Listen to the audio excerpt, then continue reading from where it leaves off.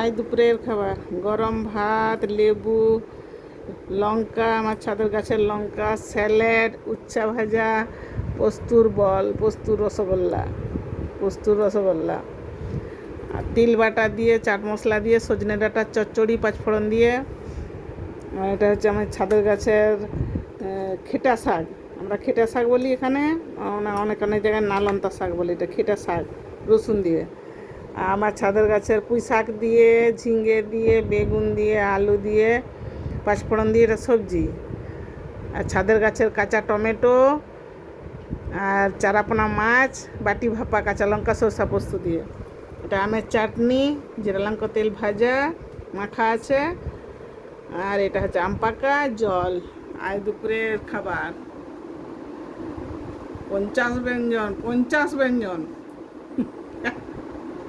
Hello বন্ধুরা, আজ দুপুরের খাবার অনেক খাবার, আমার অনেক সবজি।